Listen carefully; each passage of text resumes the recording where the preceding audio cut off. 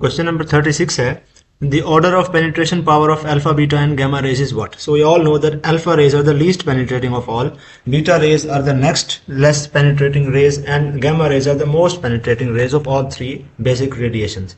So हम वो option select करेंगे जिसमें gamma rays की penetration सबसे ज़्यादा हो, तो alpha सबसे कम, then beta and then gamma. D will be the correct option. 37 है which one of the following pairs is of isobars? तो जिस तरह आइसोटॉप्स होते हैं जिनका एटॉमिक नंबर तो सेम होता है लेकिन मास नंबर डिफरेंट होता है, आइसोबार्स ऐसी दो स्पीशीज होती हैं जिनका मास नंबर जो है वो सेम होता है जबकि एटॉमिक नंबर उनका डिफरेंट होता है. तो हम देख सकते हैं कि ऑप्शन बी में C14 है, कार्बन 14 है, नाइट्रोजन 14, दोनों का एटॉमिक नंबर यानी कि मास नंबर जो है, एटॉमिक मास यानी कि मास नंबर जो है वो सेम है, बट उनका जो ये Z है प्रोटॉन नंबर ये डिफरेंट है. So these are isobars. 38 है the fraction of a radio active element that are decayed after 5 half lives. तो हम सब जानते हैं कि जो फ्रैक्शन होती है डिकेड एलिमेंट्स की वो that is given by 1 minus 1 over 2 rays to power n. Undecayed elements की 1 over 2 rays to power n होती है where n is the number of half lives. यहाँ पर उन्होंने हमें डिकेड वालों की पूछी है कि कितने डिके हुए हैं, तो हम फिर वो fraction 1 minus 1 over 2 rays to power n से कैलकुलेट करेंगे. So 1 minus 1 over 2 rays to power 5 लिख देंगे क्योंकि यहाँ पर नंबर ऑफ हाफ लाइव्स 5 है. It will give us 1 minus 1 over 2 rays to power 1 over 32. इसको जब हम सॉल्व करेंगे तो we will get 32 minus 1 divided by 32. This gives us 31 over 32. 31 over 32 की फ्रैक्शन जो है 5 हाफ लाइव्स के बाद डिके हो चुकी होती है. So B is the correct option. 39 है if number of atoms of radio active element is N9, ये ओरिजिनल N0, ये ओरिजिनल नंबर ऑफ न्यूक्लियाई या नंबर ऑफ एटम्स हैं, तो 4 हाफ लाइव्स के बाद कितने एटम्स डिके हो चुके होंगे. अगेन यहाँ पर डिकेड वालों का पूछा हुआ है, तो आप जो है वो कैलकुलेट करेंगे इस तरह से N0 multiplied by 1 minus 1 over 2 rays to power n, not just 1 over 2 rays to power n, right. So N0 into 1 minus 1 over 2 rays to power, half lives कितनी है, 4 है. N0 इंटू 1 माइनस 1 ओवर 2 दूनी 4, 4 दूनी 8 और 8 दूनी 16 आ जाएगा. This will give us N0 into 16 minus 1 divided bye 16, N0 into 15 over 16. So 15 over 16 की जो फ्रैक्शन है वो यहाँ पर आप तलाश करें, that is in the A option. 40 है व्हेन पोलोनियम 218 जिसका एटॉमिक नंबर 84 है emits beta particle, then neutron to proton ratio of the resulting nucleus would be what? तो रिजल्टिंग न्यूक्लियस की neutron to proton ratio calculate करने से पहले बेहतर है हम इस न्यूक्लियस की neutron to proton ratio calculate कर लें. तो हम सब देखते हैं कि न्यूट्रॉन की तादाद जो होती है वो बराबर होती है mass number minus atomic number. 8 minus 4 4 आ जाएगा, 21 में से आप 8 निकालेंगे तो आएगा 13. तो नंबर ऑफ न्यूट्रॉन्स हैं divided by number of proton, तो न्यूट्रॉन टू प्रोटॉन रेशियो आएगी 134 टू 84, ठीक है ना, 84 प्रोटॉन्स हैं. जब ये बीटा माइनस पार्टिकल रिलीज करेगा तो क्या होगा, इसका एक न्यूट्रॉन कम हो जाएगा, राइट. तो 133 हो जाएगा और एक प्रोटॉन बढ़ जाएगा, 85 आ जाएगा. तो ये इसकी फाइनल जो रिजल्टिंग न्यूक्लियस है उसकी न्यूट्रॉन टू प्रोटॉन रेशियो होगी 133 टू 85. 41 है यूरेनियम की रेडियोएक्टिव सीरीज है, इनिशियल न्यूक्लियस था J 92 238 और फाइनल न्यूक्लियस था J 82 206. तो इनिशियली 92 238 J है A वैल्यू और Z value, final A value और Z वैल्यू है 206 और 82. तो जैसा कि हमने इससे पहले सॉल्व किया है MCQ जिसमें हम हर अल्फा पार्टिकल और बीटा पार्टिकल के डिके को सीरीज में बनाते थे और हम देखते थे कि एक अल्फा पार्टिकल डिके हो गया तो -4 मास नंबर में कर देंगे और -2 इधर कर देंगे, और इस तरह फर्दर अगेन अगले अल्फा पार्टिकल में -2 और -4 कर देंगे. बीटा पार्टिकल होगा तो मास नंबर को जो है हम कोई इफेक्ट नहीं करवाएंगे, न्यूट्रॉन नंबर ऊपर नीचे होता है लेकिन मास नंबर को कोई फर्क नहीं पड़ता, लेकिन एटॉमिक नंबर एक बढ़ा देंगे इस तरह से. तो आपने ये सारे के सारे ऑप्शंस को हिट एंड ट्रायल मेथड से ही करना है, इसका और कोई तरीका नहीं है. And after you solve them तो आपको पता चल जाएगा कि ऑप्शन ए ही बेसिकली पहला ऑप्शन ही इसका ठीक ऑप्शन है. We need to experiment all of this, सबको जो ट्राई करना है एक बार, इस तरह से ही सॉल्व होगा ये. और हम देखेंगे कि 8 अल्फा पार्टिकल और 6 बीटा पार्टिकल रिलीज हों तो यूरेनियम 92 238 से बन जाता है लेड 82 206. 42 है बीटा माइनस इमिशन जब होती है तो कौन से पार्टिकल्स बनते हैं। हमने देखा है कि बीटा माइनस इमिशन में क्या होता है, एक न्यूट्रॉन डिके हो जाता है इनटू अ प्रोटॉन, एक इलेक्ट्रॉन भी बनता है और साथ एक एंटी न्यूट्रिनो भी बनता है, ठीक है ना। तो प्रोटॉन और इलेक्ट्रॉन दोनों जिस ऑप्शन में होंगे वो आप यहाँ पर सेलेक्ट करेंगे। एंटी न्यूट्रिनो जो है यहाँ पर होना चाहिए ऑप्शन में, लेकिन क्योंकि ऑप्शन में नहीं है तो बेस्ट ऑप्शन प्रोटॉन और इलेक्ट्रॉन ही है। 43 है कौन सा लीवर कैंसर के लिए यूज किया जाता है। तो कोबाल्ट 60 जो गामा रेज और बीटा पार्टिकल दोनों रिलीज करता है बेसिकली, उसको हम यूज करते हैं for the treatment of liver cancer, क्योंकि लिवर जो है बिल्कुल बॉडी के अंदर है, विसराज में आ जाता है, तो हमें हाईली पेनिट्रेटिंग रेडिएशन वाला ही कोई रेडियो एक्टिव सब्सटेंस चाहिए जो उस कैंसर को ट्रीट कर सके। अल्फा पार्टिकल बीटा पार्टिकल वाला अगर सब्सटेंस हो तो वो फिर सुपरफिशियल स्किन कैंसर को तो ट्रीट कर सकता है। डीप इनसाइड द बॉडी वाले जो कैंसर होते हैं उनके लिए हमें पेनिट्रेटिंग रेडियो एक्टिव सब्सटेंस की रेडिएशन चाहिए होती है। 44 है strontium 90 is used as what. Strontium 90 एक वेल नोन बीटा पार्टिकल का सोर्स है, इससे बीटा पार्टिकल्स निकलते हैं। 45 है एसआई यूनिट डिके कांस्टेंट का क्या है। डिके कांस्टेंट का एसआई यूनिट जो है वो पर सेकंड होता है, so 1/2 will be the correct option. 46 है gamma rays are used to sterilize surgical equipments because they are what. Surgical instruments के ऊपर जो बैक्टीरिया होते हैं वो होते हैं बायोफिल्म फॉर्म में। ऐसा होता है एक बैक्टीरिया यहाँ पर होता है, साथ उसके दूसरा बैक्टीरिया जुड़ जाता है, इन सारों के ऊपर एक लेयर होती है पॉलीसेकेराइड की। तो बहुत सारे बैक्टीरिया इस तरह से अपनी अपनी पॉलीसेकेराइड की लेयर को मिला देते हैं, तो पूरी की पूरी बैक्टीरियल कॉलोनी के ऊपर एक प्रोटेक्टिव पॉलीसेकेराइड की जो है वो लेयर आ जाती है। इस लेयर को हम कहते हैं कि ये लेयर है बायोफिल्म। कोई भी केमिकल सब्सटेंस जो है अगर आप डालेंगे वो इस बायोफिल्म को पेनिट्रेट करके अंदर जाके बैक्टीरिया को नहीं मार सकता होता, ठीक है ना। तो ये बायोफिल्म को तोड़ने के लिए स्पेशल जो है एंटीसेप्टिक्स या फिर डिसइंफेक्टेंट्स यूज किए जाते हैं। अगर ये बायोफिल्म आपकी बॉडी के ऊपर बनी हुई है, कुछ ऐसे बैक्टीरिया होते हैं आप इंजेस्ट करते हैं, आपके जीआईटी की म्यूकोजा के ऊपर जाकर वो इस तरह बायोफिल्म बना लेते हैं, तो इस किस्म के बैक्टीरिया को मारना जो है वो थोड़ा सा डिफरेंट होता है एज कम्पेयर टू बाकियों को मारना। तो एंटीबायोटिक्स भी इन पर असर नहीं करती, ऑल्दो के लिए एंटीबायोटिक रेजिस्टेंस शो नहीं भी करते, तो वो वाली एंटीबायोटिक जिसके खिलाफ रेजिस्टेंस नहीं भी है वो भी इनको नहीं मार पाती, क्योंकि वो उसने पेनिट्रेट ही नहीं करना, अंदर जाके मारेगी कैसे। तो ऐसे जो बैक्टीरिया है इनको मारने के लिए हम रेडिएशन का यूज करते हैं। मोस्टली जो सर्जिकल इंस्ट्रूमेंट्स हैं नॉन लिविंग ऑब्जेक्ट्स के ऊपर ये बायोफिल्म ये बनाते हैं। तो ऐसे लोग जिनका हार्ट की वैल्व की रिप्लेसमेंट हुई हुई है, तो उसका ओरिजिनल वैल्व नहीं है, उसकी जगह कोई प्रोस्थेटिक वैल्व है, वो नॉन लिविंग है वहां पर, तो उसके ऊपर जाकर ये बैक्टीरिया बना देते हैं बायोफिल्म, और उसको हम कहते हैं कि ये अब हो गया है, इसको इस बंदे को इन्फेक्टिव एंडोकार्डाइटिस हो गया है। तो वो फिर किसी छोटी मोटी एंटीबायोटिक का काम नहीं होता इस इन्फेक्टिव एंडोकार्डाइटिस को ट्रीट करने का। खैर ये अब मेडिकल की चीज़ है, आप इंशाल्लाह आप आएंगे तो एमबीबीएस में ज़रूर पढ़ेंगे इन्फेक्टिव एंडोकार्डाइटिस बायोफिल्म का सारा मैकेनिज्म।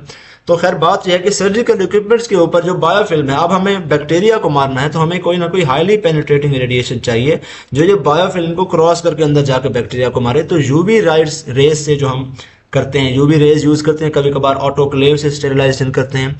तो ना तो ऑटोक्लेव यहाँ पर किसी काम का है ना ही यूवी रेज, क्योंकि बायोफिल्म वाले बैक्टीरिया उन दोनों से प्रोसेस से नहीं मरेंगे, तो वी नीड गामा रेज, ठीक है ना। तो गामा रेज चूंकि हाईली पेनिट्रेटिंग है तो ये जरूरी है यहाँ पर मारने के लिए। 47 है गामा रेज के अगेंस्ट बेटर शील्ड कौन सी है। तो लेड का जो एक पूरा का पूरा अच्छा खासा मोटा फ्यू सेंटीमीटर थिक ब्लॉक होगा वही गामा रेज को रोक पाएगा। अल्फा बीटा रेज को रोकने के लिए शीट ऑफ पेपर या एल्यूमिनियम रिस्पेक्टिवली काफी होता है, गामा रेज को रोकने के लिए लेड का अच्छा खासा मोटा ब्लॉक चाहिए होता है। क्वेश्चन नंबर 48 है the rate of decay of radio active substance dash with time. तो आपके पास इक्वेशन होती है A is equal to A naught epsilon minus lambda T, ठीक है ना। तो यहाँ पर ये जो टी है ये है टाइम, और ये जो है ए ये है एक्टिविटी, ठीक है ना। तो आप देखें ये इसका और टाइम का आपस में, एक्टिविटी का और टाइम का आपस में एक्सपोनेंशियल रिलेशनशिप है, ठीक है ना। और ये नेगेटिव हमें बता रहा है कि ये उसके साथ जैसे जैसे टाइम बढ़ता जाएगा तो एक्टिविटी जो है वो कम होती जाएगी। So rate of decay of radio active substance basically decreases exponentially with time, it does not decrease linearly with time, right. 49 है when radio active nucleus emits a beta particle, तो उसकी प्रोटॉन टू जो neutron ratio है what happens to that. Proton to neutron ratio depend करती है कि number of protons और neutrons की आपस में रिलेटिव क्वांटिटी क्या है। जब भी बीटा पार्टिकल रिलीज होता है, अब यहाँ पर हमें बताया नहीं गया कि बीटा पार्टिकल बीटा माइनस है कि बीटा प्लस। ठीक हो गया। हम अज्यूम कर लेंगे कि ये बीटा माइनस है because that is the most common beta emission that normally takes place. जब भी बीटा पार्टिकल की इमिशन होती है तो प्रोटॉन की तादाद में हो जाता है इजाफा और न्यूट्रॉन की तादाद में हो जाता है थोड़ी सी कमी।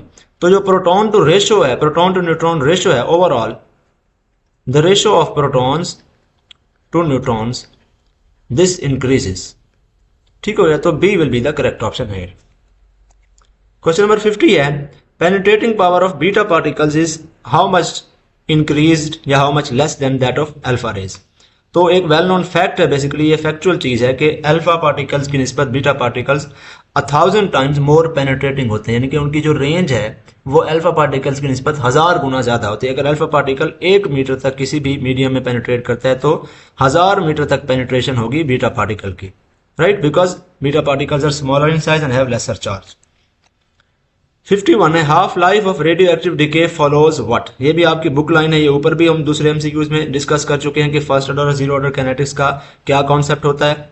तो half life radio active decay की बिल्कुल फर्स्ट ऑर्डर काइनेटिक्स को ही शो करती है, अनलाइक बायोकेमिकल रिएक्शन जो कि मोस्टली जीरो ऑर्डर के होते हैं। तो रेडियो एक्टिव डिके का जब भी बात आएगी आपके पास तो हमेशा आप फर्स्ट ऑर्डर काइनेटिक्स के असूल फॉलो करेंगे। दैट इज वाई हम जो डिके कांस्टेंट की वैल्यू यहां पर पुट करते हैं that is natural log of 2 divided by half life.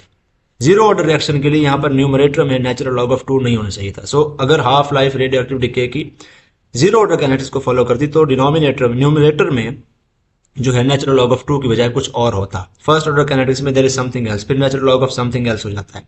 तो फर्स्ट ऑर्डर काइनेटिक्स है तो इसमें इसलिए न्यूमरेटर में हम नेचुरल लॉग ऑफ 2 पुट करते हैं। 52 है you should compare mean life and half life. तो आप बताएं हाफ लाइफ मीन लाइफ के परसेंटेज के तौर पे क्या होगी। So if you know the relation you should know that half life is equal to mean life multiplied by natural log of 2, या इसको अगर हम सिंप्लीफाई करें तो we will know that half life is equal to mean life multiplied by 0.693। अगर हम percentage में calculate करेंगे तो अगर हम 0.693 को परसेंटेज में देखें तो you should multiply it bye 100 and you will gate 69%, यानी कि हाफ लाइफ मीन लाइफ का 69% होती है approximately. Closest answer is 70%, so you will select D option. 53 है यूरेनियम 238 एंड Z92। ये डिके होता है into a parent nucleus X and then it further decays into a parent nucleus into daughter nucleus Y। तो आप बताएं इस given reaction में पहले होता है alpha decay, there is an alpha decay followed by a beta minus decay, right. जब ये यूरेनियम डॉटर न्यूक्लियस X में कन्वर्ट हुआ तो अल्फा डिके से कन्वर्ट हुआ, फिर एक बीटा माइनस डिके और उसके बाद ये Y में कन्वर्ट हो गया। तो आपने प्रोटॉन नंबर Z और neutron nucleon number basically this ये आपने कैलकुलेट करना है डॉटर न्यूक्लियस Y का। सो कुछ भी नहीं करना, सिंपली आपने एक सीरीज बना लेनी है। This is Z and this is A। एक अल्फा पार्टिकल का डिके होगा तो जो प्रोटॉन नंबर है इट विल डिक्रीज बाय 2, यहाँ पर 90 आ जाएगा। उसके बाद एक बीटा पार्टिकल का डिके हुआ बीटा माइनस का तो proton number will increase by 1। ये हमने फाइनल डॉटर न्यूक्लियस Y का क्या निकाल लिया है, प्रोटॉन नंबर। ये था डॉटर न्यूक्लियस X का प्रोटॉन नंबर। अब ऊपर आ जाए, जब पहला अल्फा पार्टिकल का डिके हुआ तो -4 कर देंगे, ये 234 हो जाएगा। बीटा पार्टिकल का डिके हुआ तो ये जो न्यूक्लियन नंबर है इसके ऊपर कोई असर नहीं पड़ता, क्योंकि जहां प्रोटॉन एक बढ़ता है वहां पर न्यूट्रॉन एक कम हो जाता है। सो इसमें ना आपने प्लस करना है ना माइनस करना है, 0 या 234 ही रहेगा। सो फाइनल जो मेकअप होगा डॉटर न्यूक्लियस Y का वो होगा 91,234 which is given in the D option. 54 है एक रेडियो आइसोटॉप है जिसकी हाफ लाइफ 5 साल है। तो आप बताएं 15 साल के अंदर न्यूक्लियाई की कौन सी फ्रैक्शन उसकी डिके हो जाएगी। अगेन यहाँ पर देखें डिकेड न्यूक्लियस की फ्रैक्शन पूछी गई है, अनडिकेड की नहीं। सो डिकेड न्यूक्लियस की fraction is given bye n0 into 1 minus 1 divided by 2 raised to power n, right. n0 into 1 minus 1 divided by 2 raised to power, यहाँ पर हमने number of half life put करना है। हाफ लाइफ उसकी 5 साल की है और हमें गिवन टाइम है 15 साल। तो कितनी हाफ लाइफ यहाँ पर पूरी हो जाएंगी, there will be 3 half life, तो 2 raised to power 3 हो जाएगा। n0 into 1 minus 1 over 2 2s are 4 4 2s are 8 1 over 8। मजीद इसको सिंप्लीफाई करें, n0 into 8 minus 1 divided by 8 या 7/8। तो 7/8 की फ्रैक्शन जो है ये डिकेड न्यूक्लियाई की होगी हमारे पास। 55 है, N oxygen nucleus is represented by oxygen 816। Right, यहाँ पर नोटेशन थोड़ी सी अजीब है, आपकी बुक में यहाँ पर ठीक लिखी होगी। दिस, ये नोटेशन बेसिकली इस तरह की है। तो आप बताएं प्रोटॉन्स, न्यूट्रॉन्स और इलेक्ट्रॉन्स आपको इसमें कितने देखने को मिलेंगे? तो प्रोटॉन्स, न्यूट्रॉन्स और इलेक्ट्रॉन्स, प्रोटॉन होंगे 8, ऑब्वियसली एटॉमिक नंबर 8 है। न्यूट्रॉन्स होंगे, एटॉमिक नंबर को मास नंबर में से माइनस कर दे तो 16 माइनस 8 आ जाएगा। इलेक्ट्रॉन्स, चूंकि ये न्यूक्लियस की रिप्रेजेंटेशन है तो विल बी नो इलेक्ट्रॉन्स। ये वाली नोटेशन हमारा करेक्ट आंसर होगा। 56 है, find out the proton number and the nucleon number for the potassium nucleus. अब यहाँ पर भी ये नोटेशन थोड़ी सी डिस्टर्ब्ड है, आपकी बुक में ये करेक्ट होगी। 1940 ये वाली नोटेशन है बेसिकली पोटेशियम की। आपने नंबर ऑफ न्यूट्रॉन्स न्यूक्लियस में देखने हैं, प्रोटॉन्स और nucleon number, proton number, nucleon number and then number of neutrons. Proton तो 19 होंगे, न्यूक्लियॉन्स इसके 40 होंगे। ऑब्वियसली न्यूट्रॉन्स 40 में से 19 माइनस कर दें तो 21। ये वाली नोटेशन 19, 40, 21 बी ऑप्शन होगा। 57 है, the half life of francium 221 is 4.8 minutes और आपको टाइम दे दिया गया है 14.4 मिनट्स। आपने ये बताना है कि अनडिकेड वाली फ्रैक्शन क्या है। राइट, डिकेड वाली फ्रैक्शन नहीं बतानी, अनडिकेड वाली फ्रैक्शन बतानी है। तो वो जनरली होती है n not divided by 2 rays to power n ही आप कर देंगे। n पहले आप कैलकुलेट करें नंबर ऑफ हाफ लाइफ, जिसके लिए आपको गिवन टाइम को डिवाइड करना पड़ेगा हाफ लाइफ के ऊपर। ये पॉइंट से आप पॉइंट कैंसिल कर सकते हैं, तो 144 डिवाइडेड बाय 48 आ जाएगा। इसको 12 के ऊपर कैंसिल करें, 12 4 48, 12 12 144। मजीद इसको सिंप्लीफाई करें तो 3 आ जाएगा। तो 3 हाफ लाइफ हैं। सिंपली ये n की वैल्यू यहाँ पर आप पुट कर दें 2 रेज़ टू पावर 3, तो n नॉट डिवाइडेड बाय 2 2 4 4 2 8, तो 1/8 की ratio B will be the correct option. Okay. Question number 58 है, आपको नंबर ऑफ फास्फोरस 32 न्यूक्लियाई दे दिए गए हैं, वो मालूम करने हैं बल्कि आपने, और एक सैंपल है जिसकी activity 5 multiplied by 10 to power 6 becquerel है। आपको एक्टिविटी दे दी गई है, आपको डिके कांस्टेंट दे दिया गया है, you need to calculate the number of phosphorus nuclei. तो आपके पास इक्वेशन होती है which is lambda is equal to minus delta n divided by delta t multiplied by 1 over n naught। Number of nuclei आपने ये calculate करना है, delta n over delta t, इसको हम, ये है एक्टिविटी, इसकी जगह आप पुट कर देंगे ये एक्टिविटी। n नॉट आपने कैलकुलेट करना है और आपको डिके कांस्टेंट भी ये दे दिया गया है। So you will simply use this equation two calculate the answer. Right, I am not going into the calculation because इससे आगे आने वाले बहुत सारे क्वेश्चन में तकरीबन यही फार्मूलाज बार बार यूज होते हैं, तो हर बार मैं ऑब्वियसली आपको सॉल्व करके नहीं दिखा सकता। You could simply calculate it yourself. आपको मैं फार्मूला फॉर्मुलेट करके दे सकता हूँ, उसके बाद इंशाल्लाह काम आसान हो जाएगा। बेसिक काम की चीज यही होती है। नेक्स्ट है 59, calculate the activity of a sample of radio active material containing number of atom. अब यहाँ पर आपको नंबर ऑफ एटम्स दे दिए गए हैं, डिके कांस्टेंट दे दिया गया, एक्टिविटी कैलकुलेट करनी है। तो अगेन वही आप फार्मूला यूज करेंगे। राइट, नंबर ऑफ न्यूक्लियाई आपको ये दे दिए गए हैं, ये एक्टिविटी आपने कैलकुलेट करनी है, डिके कांस्टेंट आपको दे दिया गया है। ठीक है, तो इस इक्वेशन को आप यूज कर लेंगे इस तरह से रीअरेंज करके। 60 है, a sample of phosphorus 32 contains 8.6 10 to power 12 nuclei at time.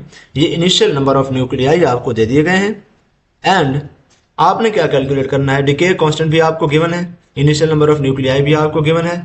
Calculate the number of undecayed nuclei after 10 days. 10 दिन के बाद आप बताएं कि कितने न्यूक्लियाई होंगे। पहले 8.6 10 टू पावर 12 थे और 10 दिन के बाद आपने कैलकुलेट किया। तो ये आपको इन 10 डेज को कन्वर्ट करने की कोई जरूरत नहीं है, इक्वेशन होती है आपके पास। अभी हमने ऊपर जो एक्टिविटी की इक्वेशन पढ़ी, इसी किस्म की इक्वेशन पढ़ी ना, इसी इक्वेशन को हम नंबर ऑफ न्यूक्लियाई के लिए भी लिख सकते हैं। This is the equation. Right, lambda आपको गिवन है, टाइम भी आपको 10 डेज गिवन है, दोनों डेज में है तो दोनों को कन्वर्ट करने की जरूरत नहीं है, दोनों इक्वली बराबर बराबर जो है चल सकते हैं, तो उनके यूनिट्स आपस में कैंसिल आउट हो जाएंगे। आपको original number of nuclei 8.6 10 to power 12 यहां पर पुट करने हैं। After putting it you can simply calculate the number of undecayed nuclei after 10 days. Units की कन्वर्जन यहां पर जरूरी नहीं है। क्वेश्चन नंबर 61 है, calculate the half life of radium 226 which is the decay constant of 1.42 multiplied by 10 to power -11 per second. अब ये पर सेकंड में है तो आपकी हाफ लाइफ भी सेकंड में आनी है। Right, you have the formula that says lambda is equal to natural log of 2 divided by half life. ठीक हो गया। नेचुरल लॉग ऑफ 2 का मतलब 0.693 डिवाइडेड बाय हाफ लाइफ आप यहां पर पुट करेंगे। हाफ लाइफ आपने यहां पर कैलकुलेट करनी है, रीअरेंज करें इक्वेशन को, you will gate 0.693 divided by decay constant which is 1.42 multiplied by 10 raised to power minus 11. You will solve this equation to find the answer. Question number 62 है calculate the decay constants of radioactive nuclide helium 5 which is a half life of 6 multiplied by 10 raised to power minus 20 seconds. Again ये exactly वैसा जैसा question number 61 है। You will use the same equation, lambda is equal to 0.693 divided by half life.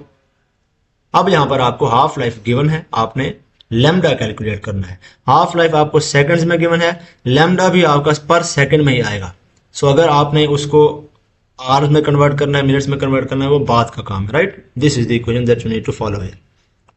Question number 63 है a radio active source with a half life of 10 days. Again अब यहां पर 10 days में given है, तो देखें activity वगैरह बाकी सारी चीजें भी डेज में है तो ठीक है, वरना उनको भी कन्वर्ट करना है। इनिशियल एक्टिविटी उसकी है 2 multiplied by 10 raised to power 10 becquerel. Calculate the activity of the source after 30 days. Initial activity दे दी गई है, फाइनल एक्टिविटी दे दी गई है, हाफ लाइफ दे दी गई है। हमारे पास जो इक्वेशन है वो है ये। आपको टी टाइम के बाद अगर एक्टिविटी कैलकुलेट करनी है तो आपको इनिशियल एक्टिविटी पता होनी चाहिए, वो टाइम टी पता होना चाहिए और लैम्डा पता होना चाहिए। लैम्डा क्या है?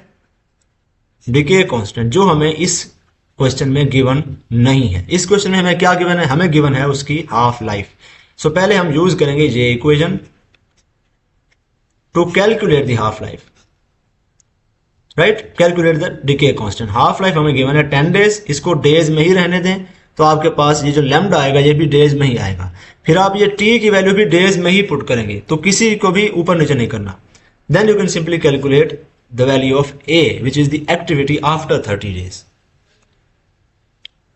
Question number 64 है the half lives of two radioactive nuclides X and Y are 40 seconds and 70 seconds respectively. अब यहां पर हमें दो सिनारियोस गिवन है, एक है X, एक है Y। एक की हाफ लाइफ है 70 सेकेंड्स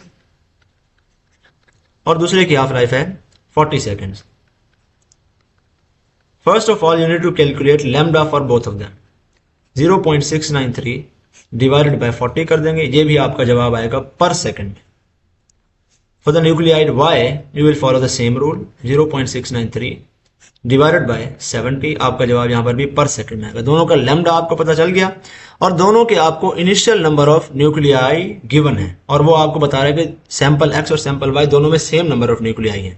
तो N नॉट की वैल्यू X के लिए भी सेम होगी, एंड नॉट की वैल्यू y के लिए भी सेम होगी। Now you need to calculate the initial activity of each sample. We have the formula that says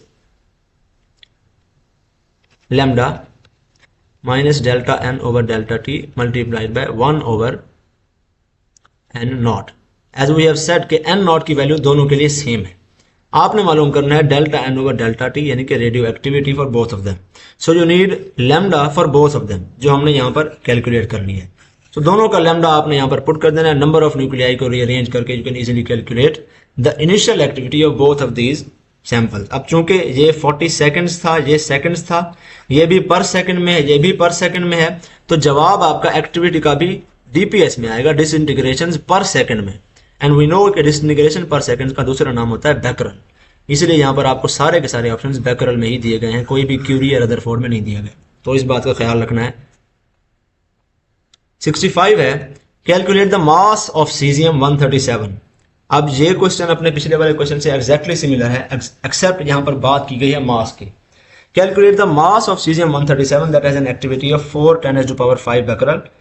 यहां पर आपको एक्टिविटी दे दी गई है, यानी कि delta n over delta t की वैल्यू आपको दे दी गई है। 0.137 kg of cesium 137 has 6.0 10 raised to power 23 atom. ये आपको मोलर मास दे दिया गया cesium 137 का। आपने हाफ लाइफ भी आपको गिवन है, आपने अमाउंट ऑफ न्यूक्लियाई कैलकुलेट करने हैं। आपके पास इक्वेशन है lambda is equal to minus delta n divided by delta t multiplied by 1 over n nought. Activity आपको दे दी गई है, आपको हाफ लाइफ दे दी गई है। You will use lambda is equal to natural log of 2 divided by half life. This equation to find out lambda, वो लैम्डा आप इधर पुट कर देंगे, आपको एक्टिविटी भी दे दी गई है, नंबर ऑफ न्यूक्लियाई आप कैलकुलेट करेंगे। नंबर ऑफ न्यूक्लियाई जो यहाँ से आप कैलकुलेट करेंगे, you will divide those number of nuclei by Avogadro's number to find out कि कितने मोल्स हैं, राइट। नंबर ऑफ न्यूक्लियाई पता है, उनको नंबर ऑफ मोल्स में कन्वर्ट करने के लिए आपको एवोगाड्रोस नंबर से डिवाइड करना पड़ेगा। Once you find number of moles n, you will multiply it by molar mass to find out the mass of caesium 137, जो कि आपको फिर केजी में मिलेगा, किलोग्राम में। 66 है, the activity of a radioactive source X falls from 5 multiplied by 10 raised to power 10 becquerel to 1 multiplied by 10 raised to power 10 becquerel in 5 hours। hours में आपको गिवन है, तो आपने आप क्या करना है, आपके पास इक्वेशन अगेन वही आर्हीनियस टाइप जो इक्वेशन है वही है, a is equal to a nought e raise to power minus lambda t। ये जो 5 hours है ये आपको t की वैल्यू दे दी गई है, आपको ये जो लैम्डा है ये नहीं पता, ठीक हो गया ना। आपको इनिशियल एक्टिविटी पता है, फाइनल एक्टिविटी पता है, तो आपने यहां से लैम्डा कैलकुलेट करना है। ये initial activity and this is final activity. Once you calculate the value of lambda, you can use lambda is equal to 0.693 divided by half lives to calculate the half life। यहां पर आपको hours में t है, तो आपका जो lambda की value आएगी वो भी hours में आएगी, पर आवर में आएगी, एंड देन उसके बाद जो हाफ लाइफ की वैल्यू आएगी वो भी आपको आवर्स में मिलेगी, अप्रोक्सीमेटली 2.2 आवर्स आपको इसके पास जवाब मिलता है।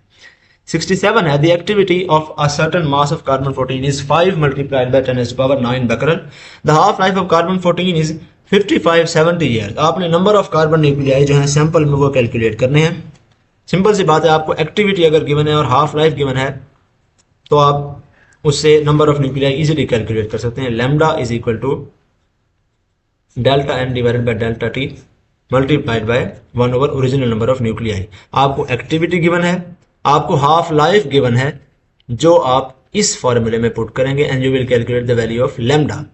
Once you get the value of lambda, you can put it right in the left hand side and you will calculate the initial number of nuclei जो आपने n नॉट, ये इसको आपने कैलकुलेट कर लेना। 68 है, कोबाल्ट 60 को यूज किया जाता है मेडिकल फिजिक्स में as a radio active source. उसकी हाफ लाइफ है 5.25 ईयर्स।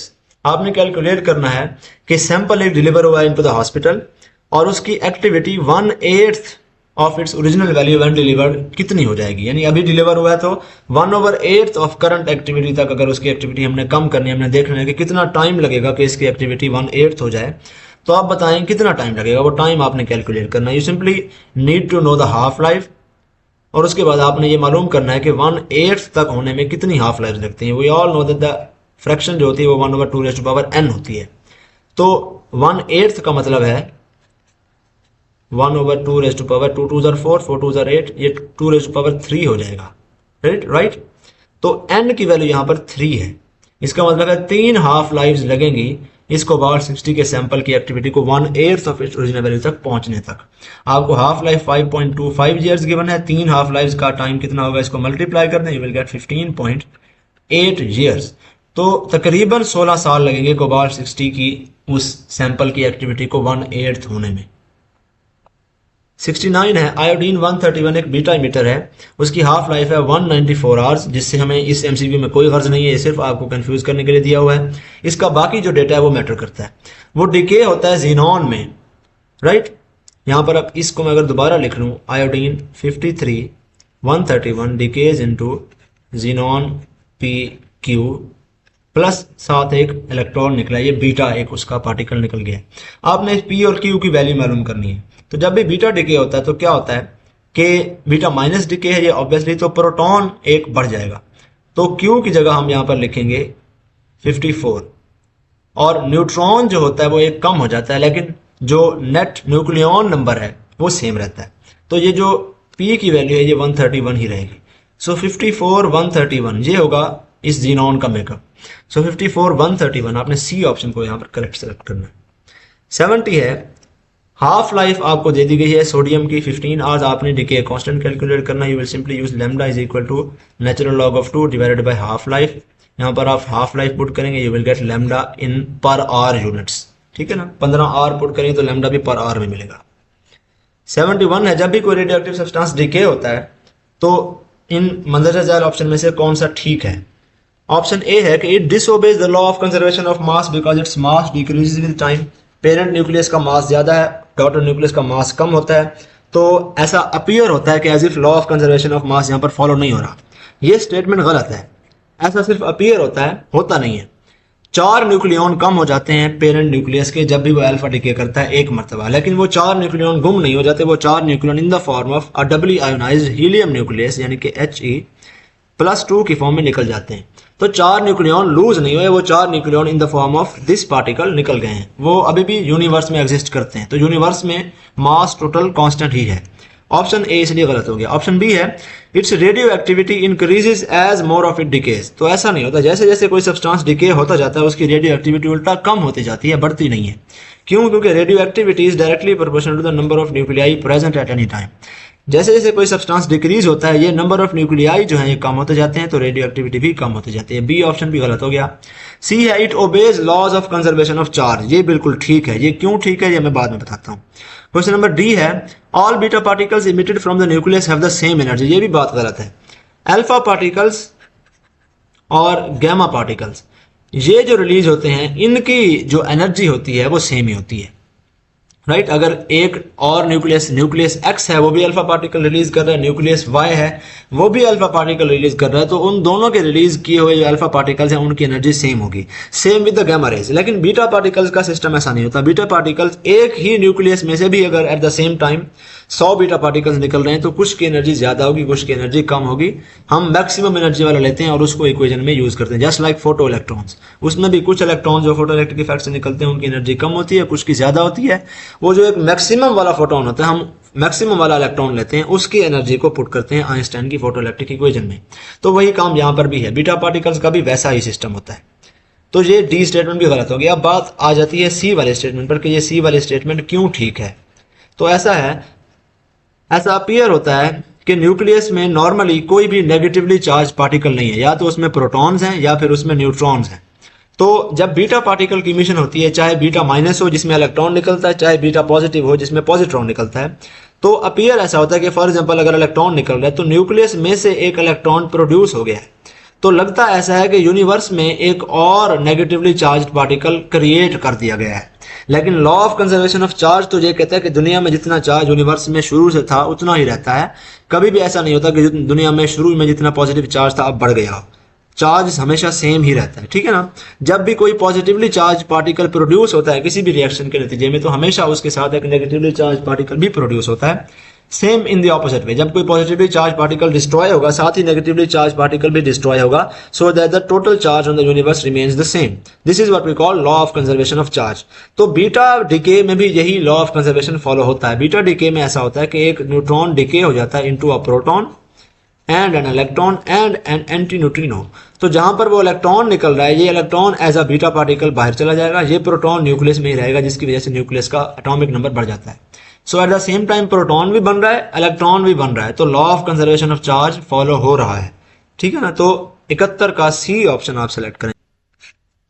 क्वेश्चन नंबर 72 है कि कैलकुलेट करें how much neutrons will a nuclide lose if it emits 2 alpha particles and 2 beta particles. हर एक अल्फा पार्टिकल में 2 न्यूट्रॉन्स इमिट होते हैं, 2 न्यूट्रॉन कम होते हैं ऑब्वियसली। तो न्यूक्लियस 2 न्यूट्रॉन लूज करेगा एक अल्फा पार्टिकल के ऊपर। अगर 2 अल्फा पार्टिकल है तो इसका ट्वाइस हो जाएगा। Nucleus will lose 4 neutrons for 2 alpha particles. हर एक बीटा पार्टिकल के बदले में एक न्यूट्रॉन कम हो जाता है। 2 बीटा पार्टिकल्स हैं तो 2 टाइम्स इसका हो जाएगा, तो 2 न्यूट्रॉन यहां पर इमिट हो गए। तो 4 न्यूट्रॉन यहां पर लूज कर दिए, 2 न्यूट्रॉन यहां पर लूज कर दिए, तो टोटल 6 न्यूट्रॉन लूज होते हैं जब भी कोई न्यूक्लियाइड 2 अल्फा पार्टिकल और 2 बीटा पार्टिकल रिलीज करता है। तो 73 है the nucleon number is unaffected in which one of the following processes. Alpha decay में न्यूक्लियॉन नंबर चेंज होता है बाय 4, -4 हो जाता है। बीटा डिके में न्यूक्लियॉन नंबर पर कोई इफेक्ट नहीं पड़ता। प्रोटॉन नंबर बढ़ता है, न्यूट्रॉन नंबर कम हो जाता है, तो नेट न्यूक्लियॉन नंबर के ऊपर कोई इफेक्ट नहीं पड़ता। Same with the gamma rays. Gamma rays में भी न्यूक्लियॉन नंबर पर कोई इफेक्ट नहीं पड़ता। इसमें कोई प्रोटॉन नंबर भी न्यूट्रॉन नंबर भी चेंज नहीं होता, ये सिर्फ इलेक्ट्रोमैग्नेटिक वेव्स हैं। So B and C both these rays cause no change in nucleon number. Question number 74 है the nucleon number reduces by how much whenever a nuclide emits an alpha particle. जब भी कोई nuclide एक alpha particle emit करता है तो उसका nucleon number कितना कम हो जाता है। तो ऑब्वियसली वी ऑल नो जब भी अल्फा पार्टिकल इमिट होता है तो 2 प्रोटॉन्स निकलते हैं, 2 न्यूट्रॉन्स निकलते हैं, तो overall nucleon number decreases by 4। So B is the correct option. 75 है which one of the following statements is true. Option A है radiation of maximum penetration has the lowest charge on it.